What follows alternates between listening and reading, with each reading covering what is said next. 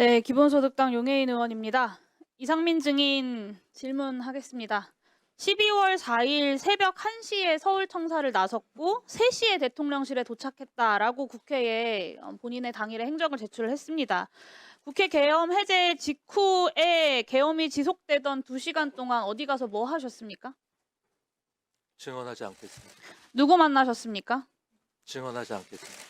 박성재 법무부 장관도 새벽 3시에 대통령실에 들어왔고 그 이전 행적이 전혀 제출되지 않았거든요. 박성재 장관이랑 함께 있었습니까? 사무실에 있었습니다. 저는 본인은 사무실에 있었다. 그러면 2시 한 40분쯤 출발하셨다는 말씀이신가요? 그 정확한 시간은 모르겠습니다. 그 사실관계를 좀 제출을 해주세요. 아무리 휴대전화를 교체하고 비화폰을 쓰고 동선을 다 숨겨도 추가 수사하면 다 꼴이 밟힐 거고요. 오늘 이상민 전 장관이 증언을 하지 않기로 작정을 하고 나오셨나 본데 증인의 증언 거부의 사유를 좀 합리적으로 추론을 해보면 진실을 말하면 내란 주요 임무 종사자가 될 것 같고 거짓을 말하면 위증일 것 같아서 거부하는 거다라고 볼 수밖에 없습니다. 형소법 제148조가 유죄 판결을 받을 사실이 드러날 염려가 있는 증언을 거부할 수 있다라고 하고 있어요. 결국에는 오늘의 이 증언 거부 자체가 이상민 증인의 죄를 인정하는 것이고요.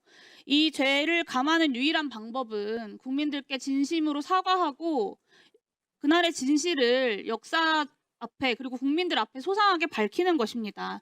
오늘 이 자리에서 진술하지 않는 것은 역사에 끝까지 내란 속의 윤석열의 오른팔로 남겠다라는 선언을 하는 겁니다. 동의하십니까, 이상민 증인? 결코 동의할 수 없습니다.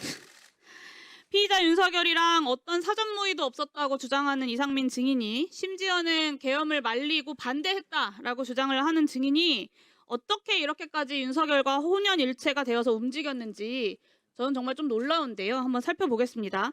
이상민 증인 12월 3일 23시 37분 소방청장에게 전화로 언론사 단전 단수 조치 지시한 바 있죠? 증언하지 않겠습니다. 장관이 지시하자마자 10분 사이에 소방청 차장이 서울본부장에게 전화하고 소방청장이 서울본부장에게 전화합니다. 계엄 관련 경찰청에서 협조해달라. 요청이 오면 잘 협력해주면 좋겠다. 협력할 일이 많이 발생할 수 있다. 계엄 건의권자이기도 하고 충무계획의 주무부처의 장인 행안부 장관이 비상계엄 중에 직접 지시를 하니까 10분 내에 현장 지휘관까지 전파가 돼서 실행 준비를 한 겁니다. 소방이. 10분 뒤에 소방청장이 똑같은 내용으로 경기본부장에게도 전화합니다. 언론사뿐만 아니라 성간이 단전 단수 사전 계획한 바 있습니까, 증인? 증언하지 않겠습니다. 어디까지 실행된 건지 추가 확인되어야겠지만 이상민 장관이 오늘 증언을 거부하고 있지만 소방청장과 소방공무원들의 증언도 그렇고 그날의 행적도 그렇고 아주 구체적이고 직접적인 지시들이 있었습니다. 저는 소방청장에게 내렸던 이 지시만 해도 이상민 증인은 이미 내란 중요 임무 종사자라고 확정해야 된다라고 보고요. 계엄 문건을 받은 최상목, 조태열 장관처럼 피의자 윤석열이 콕 집어 불러 모았던 8시 멤버 또한 개별적인 계엄 지시를 받았을 가능성을 배제할 수 없게 되었다라고 봅니다. 수사당국에서 철저하게 보안 수사해야 된다고 봅니다. 다음 23시 30분 윤석열이 조지호 청장에게 수차례 전화해서 국회 들어가려는 국회의원들 다 체포해, 잡아들여, 불법이야, 포고령 위반이야, 체포해라고 지시 압박합니다. 그때 이상민 증인 뭐 했는지 기억하시나요? 증언하지 않겠습니다. 23시 26분 서울청사 도착하자마자 23시 34분에 윤석열이 조지호에게 전화한 지 정확히 4분 후에 조지호 청장에게 전화했습니다. 맞습니까? 증언하지 않겠습니다.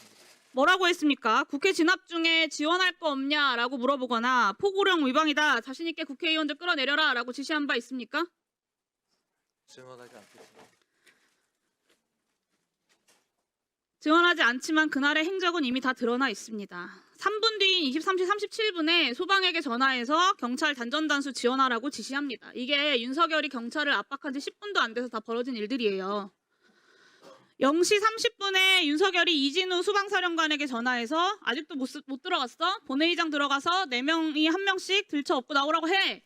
라고 압박합니다. 이때 증인은 긴급 간부회의 그리고 경찰은 지휘부 회의를 갖습니다.